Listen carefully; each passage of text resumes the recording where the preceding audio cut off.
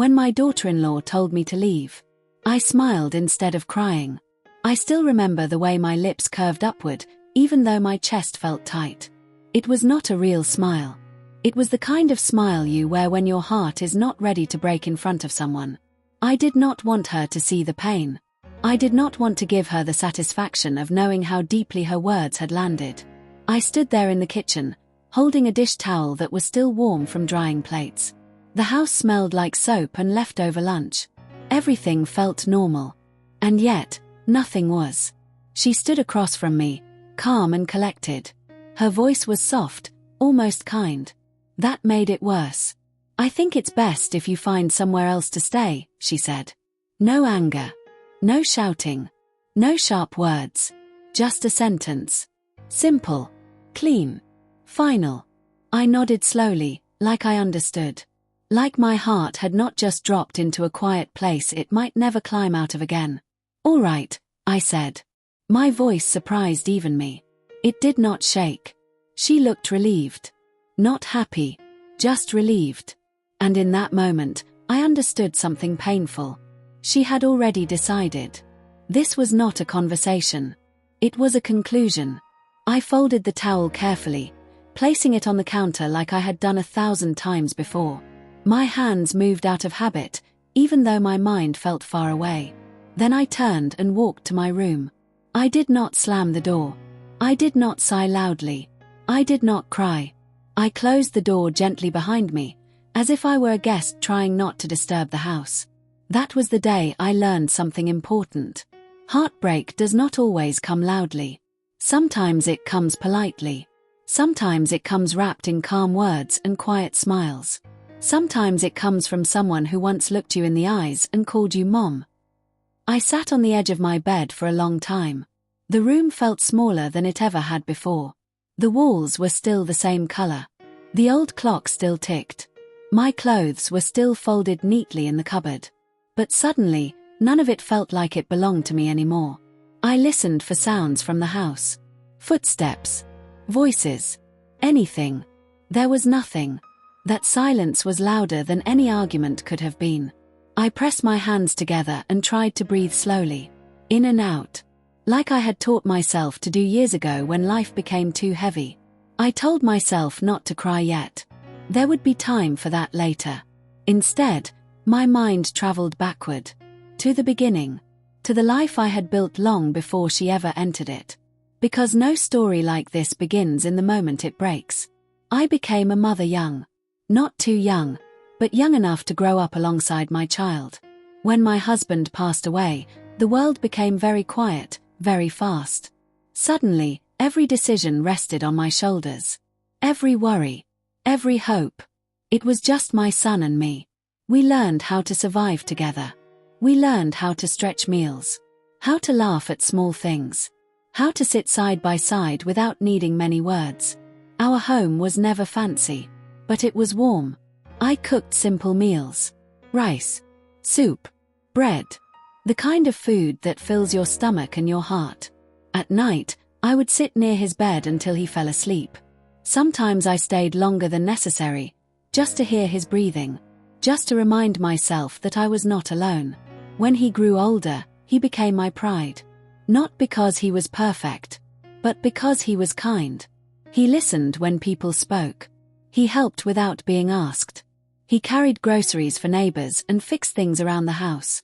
I told myself I had done something right. When he told me he wanted to marry, I felt two things at once: happiness and fear. I smiled and congratulated him. I hugged him tightly. Inside, a quiet voice whispered, "Your life is about to change." I promised myself I would be a good mother-in-law. Not controlling. Not demanding. I would give space. I would respect boundaries. When he brought her home for the first time, I welcomed her like family. Because that is what I believed she would be. She was polite.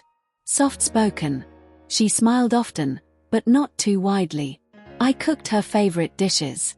I asked her about her childhood. I listened carefully. She called me Mom for the first time after a few weeks. My heart swelled in a way I did not expect. I thought, this is how it should be. But love does not always stay the way it begins.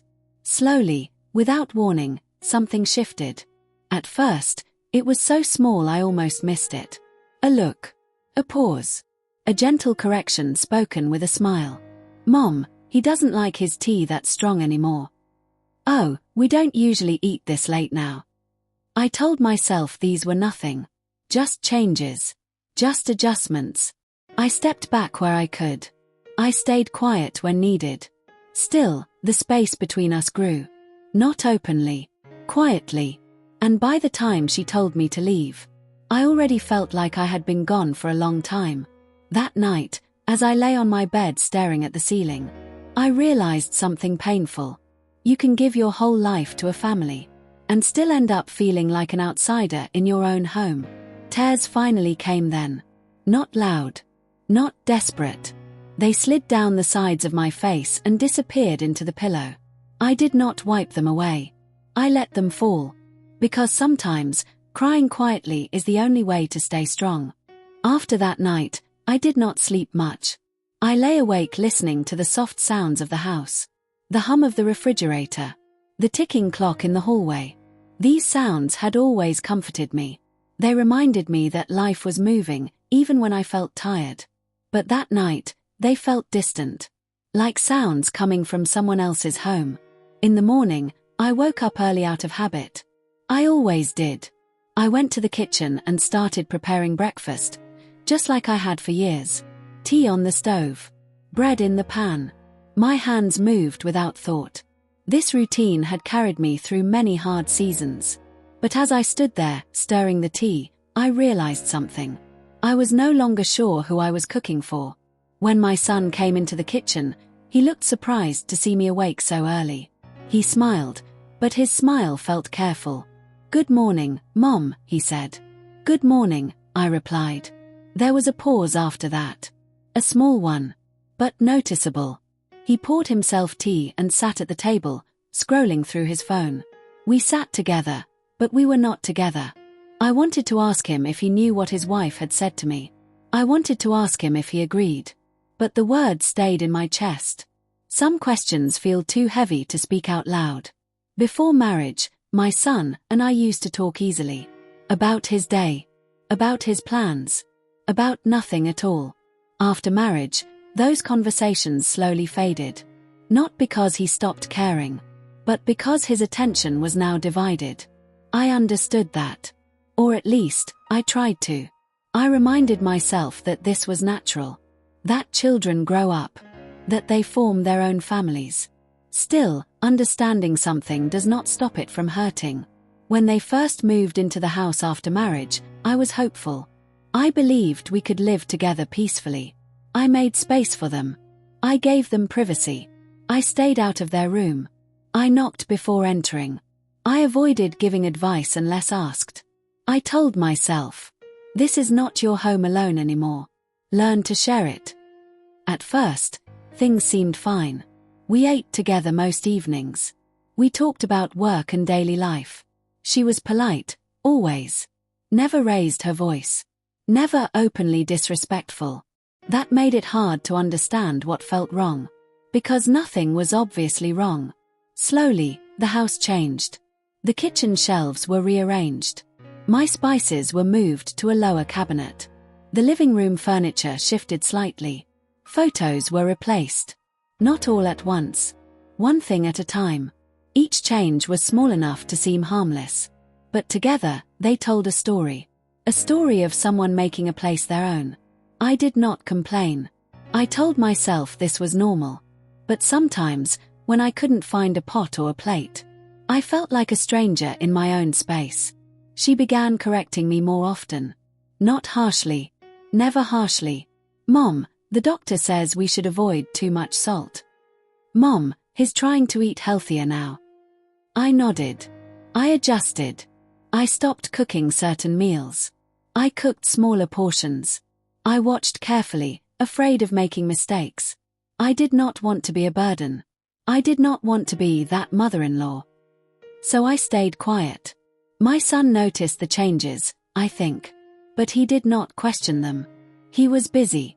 Work was demanding. Life was moving fast. When I spoke to him alone, he listened. But his mind seemed elsewhere. Sometimes, when I told a story from his childhood, he smiled politely. Not like before. I felt like I was becoming part of his past instead of his present. One evening, we sat at the dining table for dinner. The food was warm. The room was softly lit. She talked about her day. My son listened closely, nodding. I ate quietly, feeling like a guest waiting to be excused.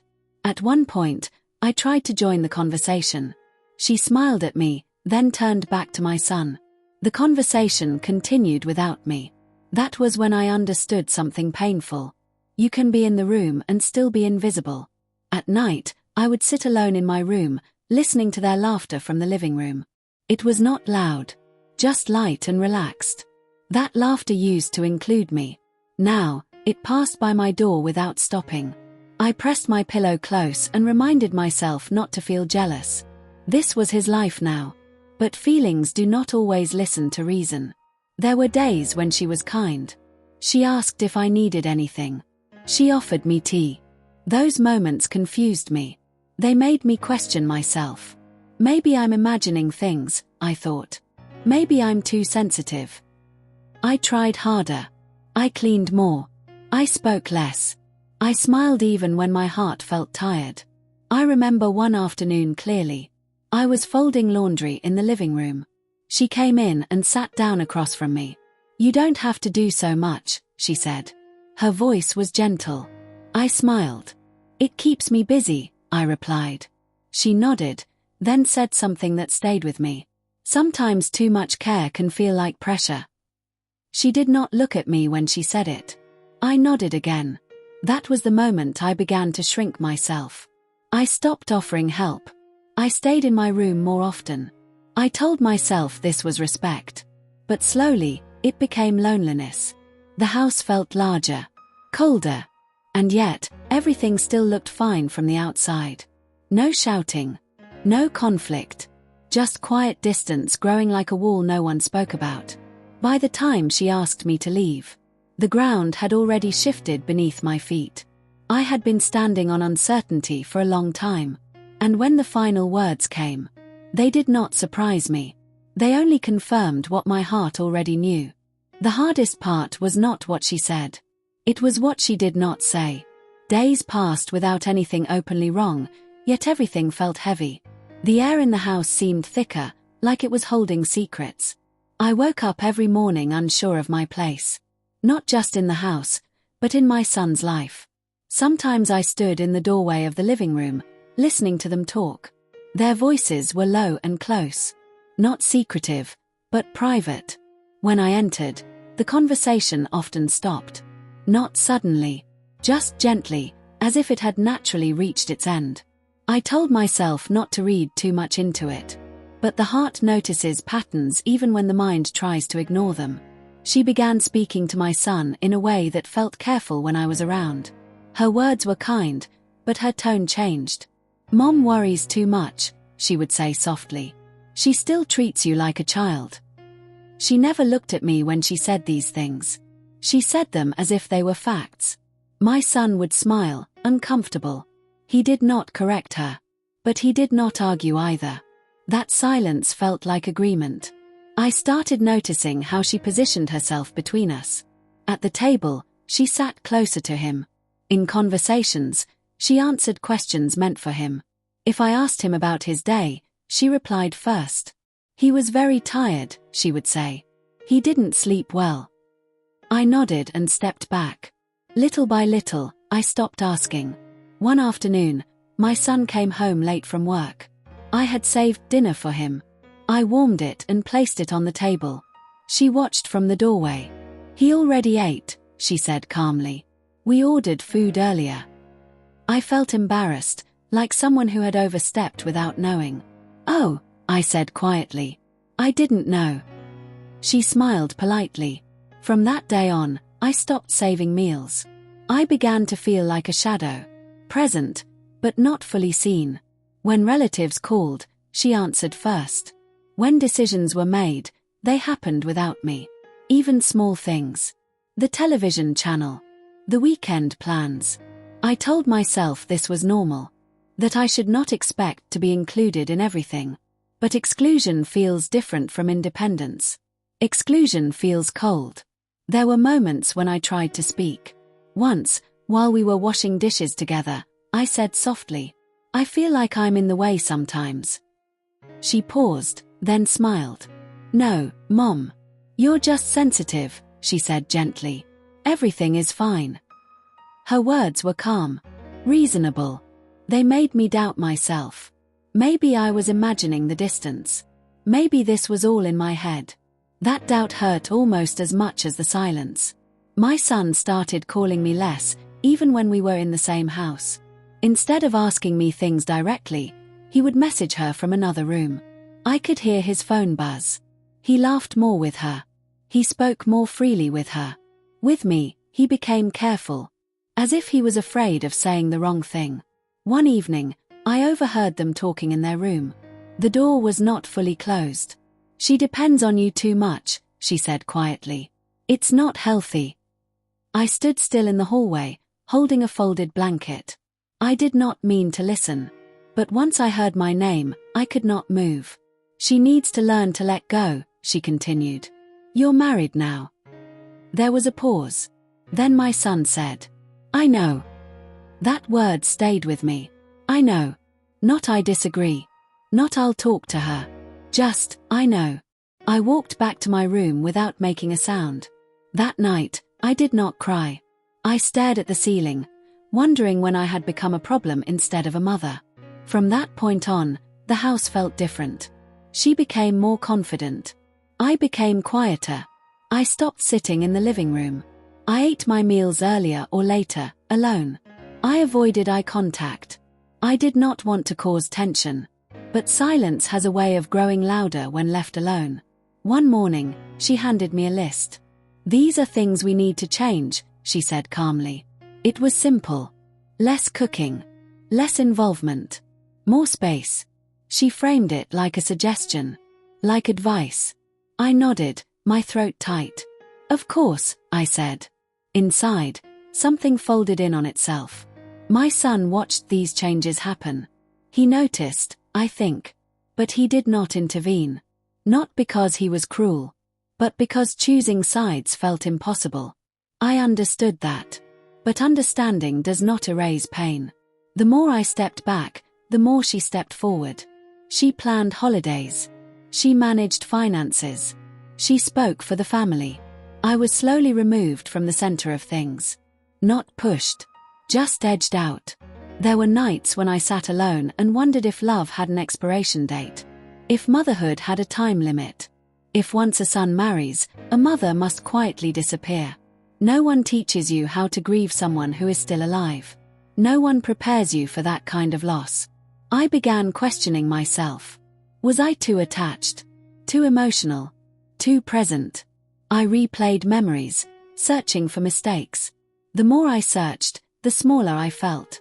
By the time she sat me down and told me it would be best if I found somewhere else to stay, I was already tired. Tired of guessing. Tired of shrinking. Tired of feeling unwanted without being told. Her words did not shock me. They only brought clarity. A painful kind of clarity. That conversation was calm. Brief. She spoke like someone explaining a practical decision. I listened like someone who already knew the ending. And when it was over, I walked away quietly. Because sometimes, walking away is the only way to keep what little dignity you have left. The day she asked me to leave did not begin with tension. It began like any other day. The morning light came through the window softly. The house was quiet. Peaceful, even. I made tea and sat at the small table near the window. For a moment, I allowed myself to believe things were normal. She came into the kitchen a little later. She greeted me politely. "Good morning, Mom," she said. Her voice was gentle. Almost warm. We talked about nothing important. The weather. A neighbor's dog. Then she said, "Can we talk for a moment?" My heart tightened, but I nodded. She sat across from me. Her hands were folded neatly on the table. "I've been thinking a lot," she began. I hope you understand that this isn't easy for me either. She paused, watching my face. I stayed quiet. She continued, choosing her words carefully. I think it would be healthier for everyone if you had your own place. Somewhere comfortable. Somewhere peaceful. She spoke like someone offering a solution, not like someone delivering a wound. I nodded slowly. I see, I said. She looked relieved. I knew you would understand, she replied. That was when I realized something painful. She had mistaken my silence for agreement. I asked one question. What does my son think? She hesitated. Of course, we've talked about it, she said. He wants what's best for everyone. I nodded again. I did not ask more. I did not need to. Later that evening, my son came home.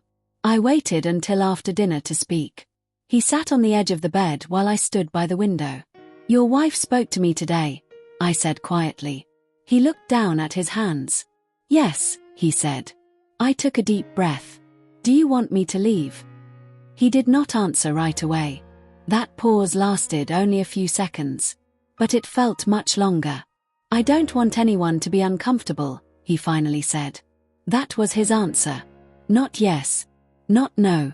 Just enough distance to avoid responsibility. I nodded. All right, I said. My voice did not break. His eyes filled with something like regret. But he said nothing more. That night, I began packing. Not in a rush. Slowly. I folded each piece of clothing carefully. As if it mattered. I paused often, holding things that carried memories. A scarf I wore to his school events. A sweater from my husband. Each item felt heavier than it should have. I did not cry. I told myself there would be time for that later. In the morning, I placed my bags near the door. She watched quietly. Let me know if you need help, she said. I smiled politely. No, thank you, I replied. My son stood near the wall, unsure where to place himself. I looked at him. I'll be fine, I said softly. He nodded. He did not walk me out. When I stepped outside, the air felt different. Cooler. Lighter. The door closed behind me with a soft sound. Not a slam. Just a click. That sound stayed with me. Because it marked the end of something I could not name. I did not look back. Some goodbyes are easier when you don't. Leaving that house felt unreal. I carried my bag slowly, as if moving too fast might make the moment heavier than it already was. The street looked the same. The sky was clear. Life outside did not pause for my pain. I stayed with a distant relative at first. Their home was kind but unfamiliar. At night, I lay on a bed that did not know my shape. The ceiling was different. The sounds were different. I missed the small noises of my old home. Even the ones that once hurt. The first few weeks were the hardest. I woke up early out of habit, then remembered there was no one waiting for breakfast. No routine to follow. I sat by the window with my tea, watching people go about their lives. I felt invisible. Not in an angry way. Just quiet. I kept replaying everything in my mind. Every conversation. Every smile. Every moment I stayed silent. I asked myself again and again where things went wrong. Was I too present? Too loving? Too available? Those questions followed me everywhere. Slowly, I began to understand something important. Not every ending needs someone to be wrong. Sometimes people simply choose themselves. And sometimes, that choice hurts others deeply. That understanding did not erase the pain. But it softened it. Days turned into weeks. I found a small place of my own. Just one room. Simple. I placed my few belongings carefully. A chair by the window. A small table. My favorite cup. It wasn't much. But it was mine. For the first time in a long while, I could breathe without worrying about being in the way. Loneliness still came. Especially at night. There were evenings when I reached for my phone, wanting to call my son. Then I stopped. Not out of pride. Out of self-respect. I needed time to learn who I was without him. I started walking in the mornings. Slow walks. No destination. I noticed things I had ignored before. Birds resting on wires. Children laughing in the distance. Life was still happening. And slowly, I was still part of it. Some days were harder than others. On holidays, the silence felt sharper. I wondered if they thought of me. If they missed me. But I did not ask. Healing does not always need answers. I learned to sit with my feelings without judging them. Sadness. Relief. Grief. They came and went like waves. And I let them. Months passed. One afternoon, my phone rang. It was my son. I stared at the screen for a long moment before answering. "Mom," he said. His voice sounded tired. We spoke carefully. About small things. Before hanging up, he said, "I hope you're okay." I smiled softly. "I am," I replied. And this time, it was true. I realized something then. I had survived. Not loudly. Not dramatically. But quietly. With grace. And that quiet strength felt like a victory no one could take from me. Time has a way of smoothing the sharpest edges. Not by erasing what happened, but by teaching us how to carry it. Months passed after I moved into my small place. Life settled into a new rhythm. I learned to enjoy my mornings again. Tea by the window. Soft sunlight on the floor. There was peace in knowing no one needed anything from me. One afternoon, there was a knock at my door. I wasn't expecting anyone. When I opened it, my son stood there. He looked thinner. Older. For a moment, neither of us spoke. Then he stepped forward and hugged me. Not quickly. Not politely. He held on. "I'm sorry," he said quietly. Those words were simple. Late. But real. I nodded. "I know," I replied. We sat together inside. We did not talk about the past in detail. We didn't need to. Some things don't require explanation once they're felt. He told me life had been hard. Marriage had not been as simple as he imagined. Choices had weight. I listened. Not as someone waiting for justice, but as a mother who still loved her child. Before he left, he said something that stayed with me. "I didn't realize how much space you gave us until it was empty." I smiled. I never moved back. That chapter had closed. But something else opened. A quieter relationship. More honest. We spoke more gently after that. Less often. But with care. As for my daughter-in-law, we remained distant. Not bitter. Just separate. Sometimes peace means accepting distance without hatred. I learned many things through this journey. That love does not mean losing yourself. That motherhood should not require silence to survive. That dignity matters, even in family. Most of all, I learned this. Being kind does not mean staying where you are not wanted. And leaving quietly can be an act of strength.